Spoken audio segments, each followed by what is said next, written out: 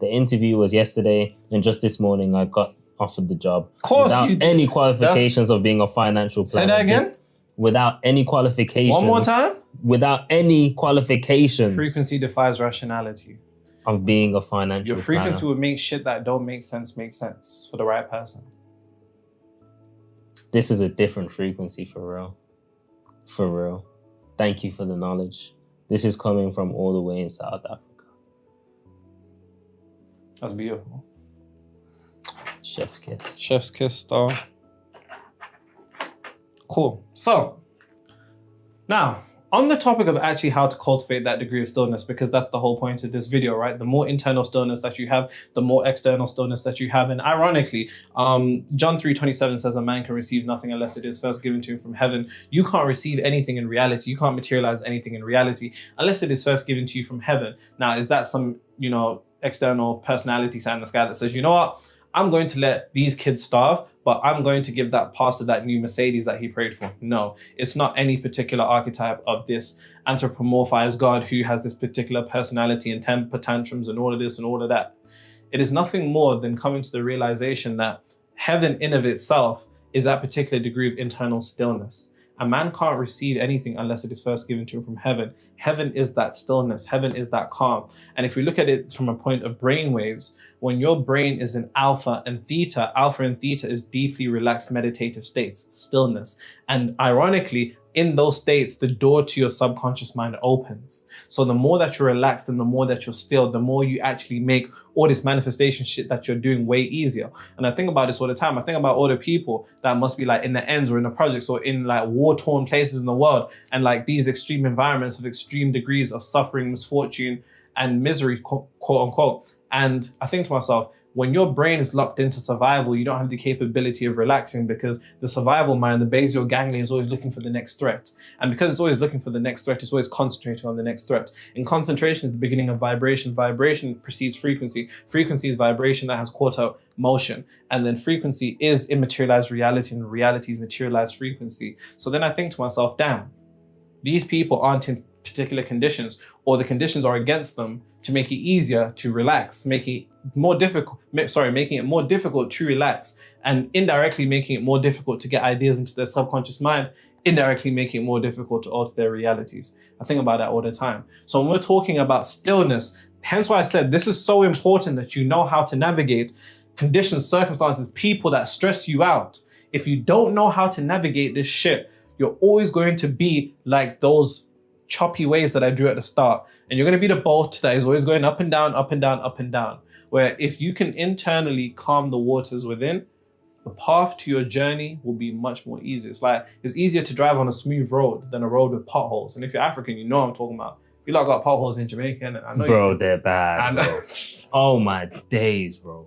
It's bad, isn't it? Might as well not have roads. Have I used red? I don't think so. I feel like I have. But I feel like I killed the red from my drawing earlier. Was it this red though? No, it might be that one. Yeah, it might be that one. So,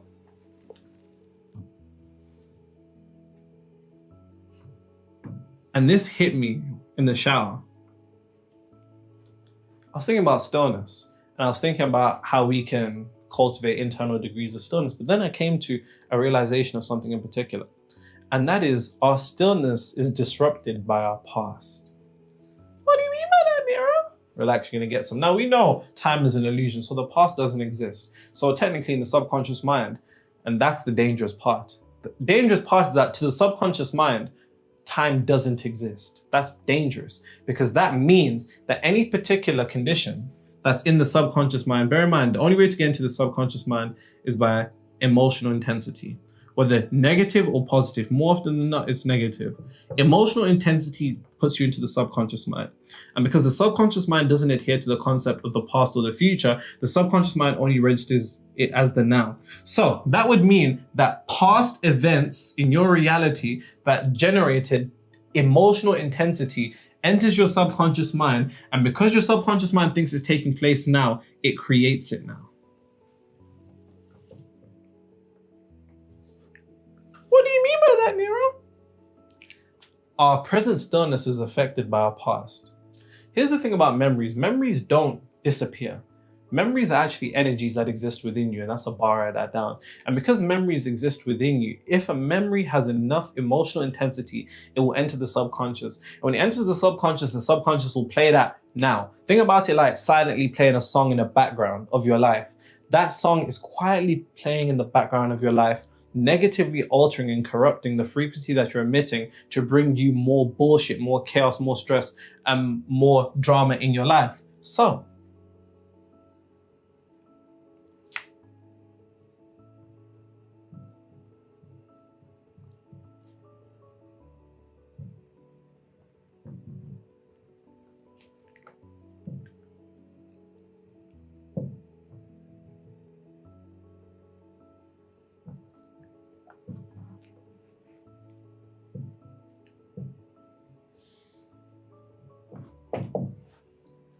unresolved, emotionally intense experiences that exist within, that are taking place within, disrupt your ability to be still. Think about it like this. Let's say you have a crazy argument. Let's say you have a crazy argument with someone that you care for. Could be a family member, could be a partner, could be a co-worker, could be a friend, whatever. Let's say you have a crazy argument with that person, crazy argument. And then you just, you guys just decide, yeah, we're just gonna move on. We're just gonna move on. The emotional intensity of that particular scenario entered the subconscious mind. And because it entered the subconscious mind was filled with chaos. It was filled with panic.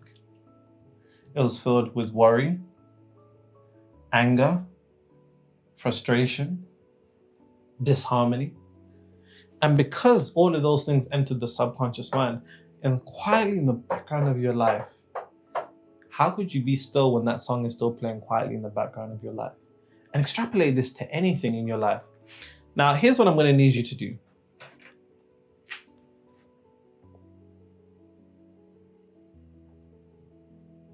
Make the unstill still. I want you to take the examples in your life that have made you the most unstill. These could be the most traumatic, or it could just be anything that really rattled you, anything that really just swayed you completely, and make them still. Because until you do that, the chaos, the panic, the anger, the worry, the frustration, that's going to be silently playing in the background of your reality, whether you realize it or not. And that is ultimately what is going to affect your ability to be still in your reality. Because here's the thing, we've been conditioned by the world and the third dimensional realm to be addicted to worry, to stress, to panic, to frustration, to chaos. We've been wired to be conditioned and addicted to these things. So it's actually not normal for stillness to be around. And this entire thing is breaking the addiction to that. So anything that has made you unstill in the past week or so, or however, because I'm sure there's things in your mind that, whether arguments, whether, breakups, whether times when money was low, anything that has ever made you unstill internally still exists within you as a memory.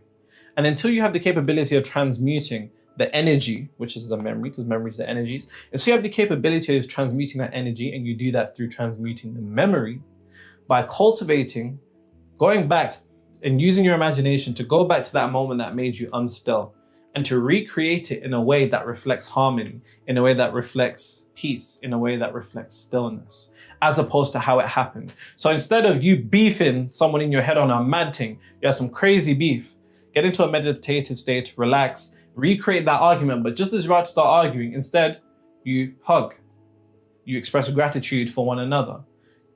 You express praise to that person. You're grateful for that person. You recreate what took place, because that is ultimately what's going to make the unstill still. And when eventually you do that enough, you're going to condition yourself, your subconscious mind, to reflect stillness. And when your subconscious mind is conditioned to reflect stillness, then the song that's quietly playing in the background of your reality, remember, you don't react to reality, reality reacts to you. Now reality is going to be reacting to an individual that is emitting stillness and calm. And when you're emitting stillness and calm, you then set yourself in a path to be relaxed. And when you set yourself in a path to be relaxed, the universe is going to say, this individual's so relaxed. What is it that you know what? They must have what they want. You know what? Let me give them what they want, because you can only have what you already have. And before you can have stillness without, you must have stillness within. Before you can have stillness without, you first must have it within. Before you can have it without, you first must have it within. But the only way you can cultivate it within is by using your imagination to create a vivid imaginal scene that stimulates emotion in reflection of stillness to such a point that you're immersed. And the only way you can do that is by taking advantage of the fact that time doesn't exist to the subconscious. And because time doesn't exist to the subconscious, all the instances that have ever made you unstill are taking place in your mind right now. When you didn't get that client and you were rattled and you really needed it, it didn't happen. When you really needed money and it didn't come through. When you thought you were with the person and they completely broke your trust. When you went for that job and you didn't get that job. When you went for that promotion, you didn't get that promotion. Any time that reality has made you severely unstill and it has absolutely rattled you, those situations are playing in your mind. And as I'm saying this, there's probably things that are coming to the top of your mind right now, even if it happened weeks ago, even if it happened months ago, years ago, without realizing that that unresolved, emotionally intense experience is still emitting a frequency right now that is emitting itself to the universe, causing the universe to react to that unresolved, emotionally intense experience, reflecting worry, chaos, anger, and all of the above. You need to make the unstill still. But the only way you can do that is by doing what I just mentioned. Now, there's probably an aspect of you that is like, Nero, when a situation pops up, how do I deal with that? I'll show you. So what I'm about to give you right now is the process for how you can deal with any person that stresses you out, family member, friends, co-worker, all of that. Any situation, you get hit with some fuckeries, a mad thing, this will be the way to deal with that. And if you can make this a practice, you're also training yourself to be more still. And when you can train yourself to be still, you train your universe to be still. Let's borrow that down.